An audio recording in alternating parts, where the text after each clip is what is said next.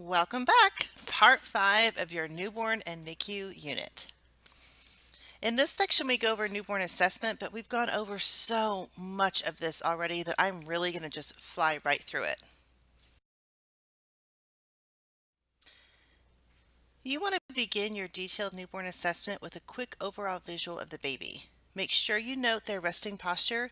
Go ahead and capture those resting respiratories while you're at it too. And try and get a good resting heart rate as well. Other things you're going to do, again, we've already talked a lot about the importance of weighing and measuring the baby and checking the head circumference. And then we start doing a comprehensive head to toe assessment. Bruising at the crown is very common, and babies can have bruising and petechiae on their back and shoulders, as well as their legs and heels. As Table 23-3 on pages 588 to 599 gives a very, very good representation of newborn assessment. When you're assessing the baby's head, of course you're going to assess their fontanelles and their sutures. You're looking for signs and symptoms of hydrocephalus. You're looking for overriding sutures, split sutures, and it's important to discriminate the difference in head molding and then a cephalohematoma versus a caput succedaneum.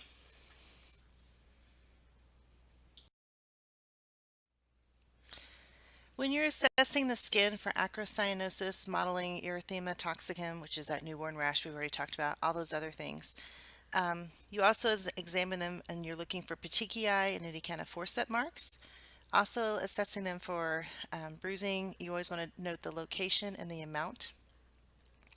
Also to pay attention to their texture of their hair and distribution of the hair, and then you look for birthmarks, and those are listed for you in your PowerPoint. It's important to note that newborns with choanal atresia, which is the blockage of passageway between the nose and the pharynx, these babies will be cyanotic at rest, and then they will be pink when they're crying. If the crying increases cyanosis, then you need to check for heart and lung problems. Very pale newborns may be anemic or have hypovolemia. Acrocyanosis, again, to beat a dead horse, is normal in the first 24 hours. It is caused from transitional circulation. Modeling may be due to prolonged apnea, chilling, sepsis, hypothyroidism. It causes a lacy pattern of dilated blood vessels in the skin, usually a result from circulation fluctuations. I think we've already talked about Harlequin sign. Obviously, the closer to term, the later the baby's gestational age, the less vernix the baby should have. And of course, please remember that newborns are not supposed to be jaundiced before 24 hours of age. If they are, then you need to report that to the pediatrician right away because that is pathologic jaundice, not normal physiologic jaundice. Again, when we are assessing a baby's face, we're looking for symmetry.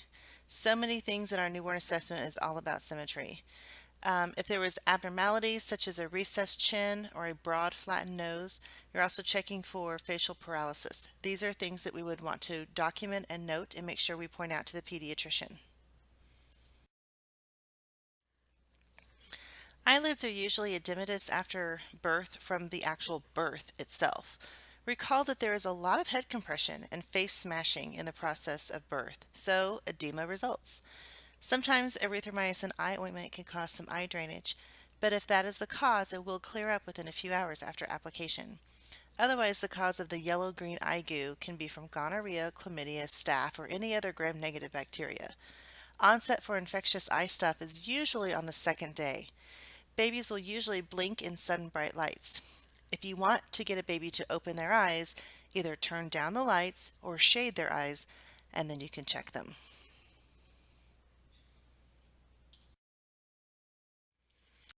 Infants are nose breathers.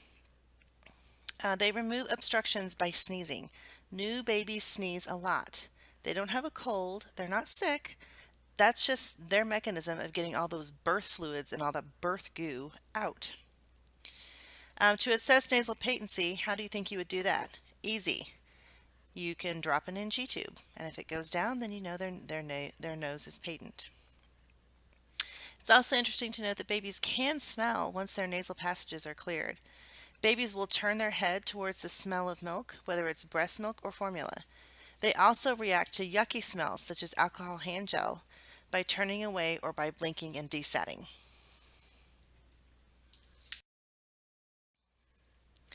Whenever you're assessing a baby's mouth, their lips should be pink. You always want to slip a gloved finger in their mouth, and you want to feel along their upper palate, and you're checking to make sure there's not a cleft. Obviously, you'd be able to see a cleft lip. You also want to check their sucking reflex. Epstein's pearls are these hard white specks that are found on the gums. They disappear on their own, and they are not teeth, even though they kind of look like teeth. Some babies do have teeth when they are born, and obviously if they are loose, then you would remove them to prevent aspiration. I personally have never seen this in my nursing career, but apparently my own personal grandpa had teeth when he was born, so it can happen. The other thing to always check is to evaluate if a baby has thrush versus milk on the tongue. If it's thrush, if it's milk on the tongue, then you can take a piece of gauze and you can wipe it off. But if you are trying to wipe off the tongue and the whiteness is not coming off, then that is thrush, and that will need to be treated with not with antibiotics. It needs to be treated with nystatin oral solution. And then for that matter, if the baby's breastfeeding, mom needs to be treated as well. And then anything that comes in contact with the baby's mouth has to be boiled. Pacifiers, bottle nipples, anything like that.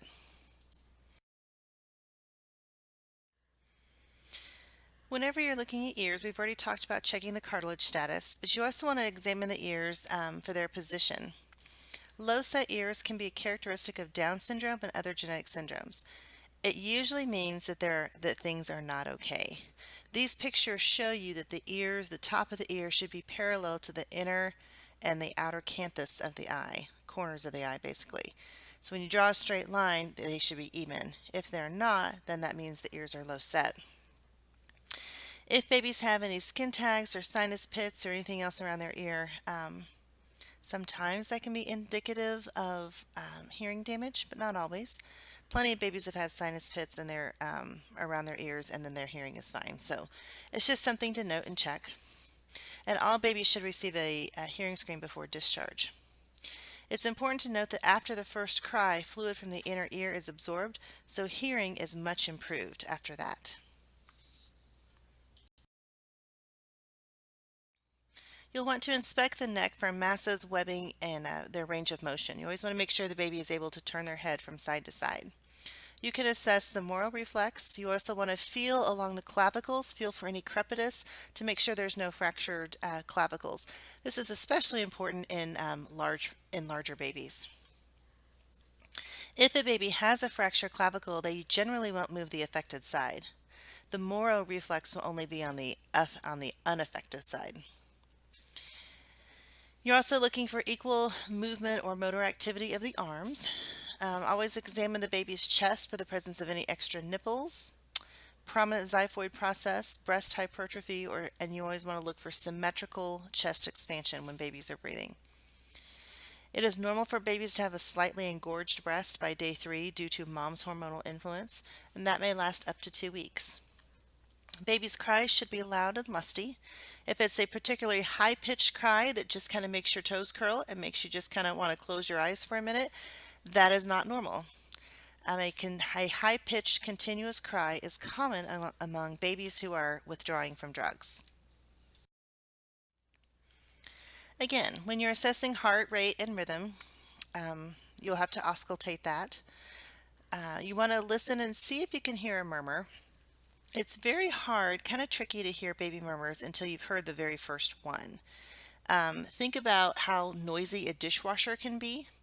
And when you hear extra, turbulence, I guess you could say, turbidity, when you're listening to the heartbeat, any kind of extra sounds or whooshes or anything like that, that's a murmur. But baby murmurs are tricky to hear until you kind of develop the ear for them. Most murmurs are transient and normal. They might need further investigation if they last past 2 days. Often they go away after the closure of the PDA and the PFO. If a baby has a murmur, you just need to check a pulse ox, pre and post-ductal pulse ox for a full minute. You should always auscultate an apical pulse for a full minute as well. It's important to try and palpate the brachial, femoral, and radial pulses. You want to make sure that they are equal and not bounding. If you check a blood pressure in a baby, you're looking for a wide difference of the blood pressure in the upper and lower extremities, because that can indicate a coarctation of the aorta. You want to check a baby's blood pressure when they are calm and sleeping, and preferably you check it in their right arm. We don't get too wrapped up with the systolic and diastolic numbers when we check blood pressures in babies. What we really care about is that mean arterial pressure, or the MAP. Their MAP needs to be at least their gestational age. So if you're taking care of a term 39-week baby and their MAP is only like 35, that's an issue. That would be a good reason to call the pediatrician.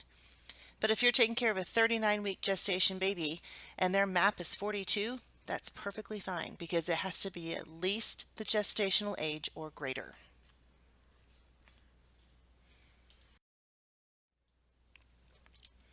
Babies have big bellies, especially when you look at them in relation to their actual pelvis.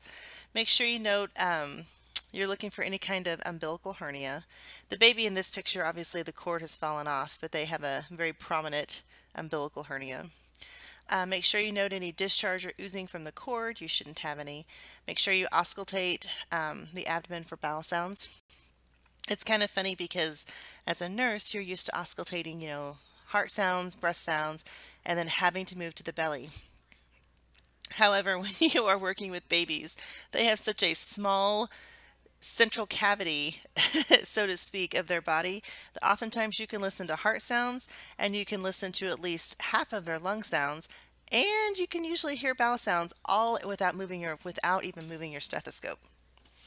The umbilical cord, what's left of it should be, when they're admitted at least, it should be whitish, should be gelatinous and moist, and when you hold it up you can see the 3 vessels that are present. Make sure that the cord stays clamped for the first 24 hours, and then after that the clamp can be removed and cord care can begin. Again, examine the genitalia and make sure that everything is normal there. Sometimes baby boys will have a hypospadias, which means their little pee hole is on the ventral or the bottom surface of the penis. Babies can have an epispadias, which means the pee hole is on the top or the dorsal surface of the penis. If either one of those things occur, and if the parents were wanting a circumcision, the pediatricians will not do the circumcision in that case because they will want to save that foreskin for part of the repair of the hypo or the epispadias. So those are babies that are not going to be eligible for a circ. We've already talked in this unit about checking to make sure that both the testes have descended. Check for a hydrocele. Hydrocele is just really a collection of fluid in the sac around the testes. And if you suspect that, you can just get a flashlight, hold it up to it, and the whole sac will just glow red. And then you know that the baby has a hydrocele. If you notice a discolored or a darkened scrotum that is not consistent with the baby's ethnicity, then you should consider testicular torsion as a possibility. That is a reason to call the pediatrician right away because testicular torsion will kill a testicle within just a few hours. In general, babies have 24 hours to pee and they have 48 hours to stool after birth. If they have not done these milestones, then you have to call the pediatrician. You need to examine the baby's buttocks, make sure that the anus is patent. The easiest way to do that is by checking a rectal temperature. We usually only do that once upon admission just to assure patency, and then as long as the baby's pooping, then we know that the anus is patent. Obviously, we need to examine the baby's extremities for any kind of major deformities or abnormalities. We want to check the hands, make sure we have 10 fingers. Check them for simian creases, make sure we don't have any extra fingers, make sure we don't have any webbing of the fingers, polydactyly and syndactyly. We're also going to check the toes and make sure that we don't have any extra toes or webbing there. Make sure we've got all 10. It sounds silly to say we're going to count the fingers and toes, but yes, as nurses, we really actually do this. Also, you're going to check the position of the feet. Sometimes, depending on how the babies are wadded up inside the mom, they can get what's called like positional club feet, where their little feet will turn inwards, and it kind of looks like the baby might have a club foot. However, as long as you can take that foot and gently rotate it out straight again, then that's not a true club foot. If the baby had a club foot, you would not be able to do that. You always examine extremities a little bit more closely when the infant is reluctant to move an extremity. If there is like a brachial palsy or the Herb Duchenne paralysis, like Erb's palsy, then we would be a little bit concerned, especially if that is something that is accompanying a clavicle fracture. It's also important to check for abnormal position of legs. Breech legs, I wish I had a picture of it. But oftentimes when babies are, if they've been breeched, especially if they've been breeched for a while, then as soon as they're born, and they come out, their little feet go straight up, and they like to keep their feet right up next to their head. And so it's easy to straighten their legs back down and put them down, but as soon as you let go, wing, they just lift their legs right back up on either side of their head. So oftentimes the pediatrician will order a hip ultrasound to make sure that there's good acetabular coverage for those the hip joints and sockets, and make sure everything there is looking good. Also, you want to examine the back. You're looking for any major neural tube defects.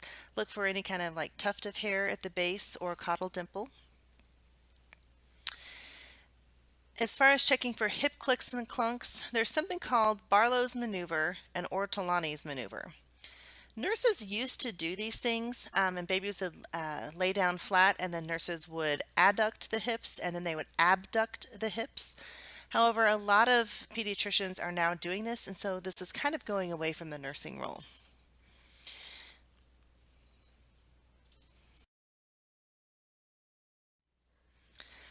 I did forget to mention on the previous slide that if there is a tuft of hair or a caudal dimple, oftentimes pediatricians will order a spinal ultrasound just to rule out spina bifida and make sure that the spine is protected and enclosed.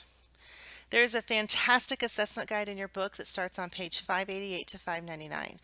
There are some excellent potential nursing diagnoses for your care plans on page 600 as well.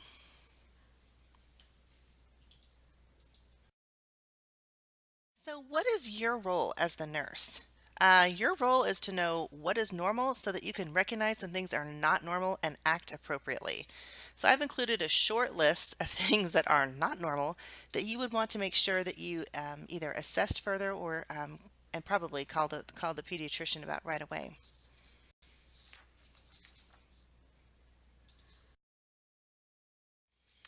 Again, here are just some nursing priorities for you. These are important to know.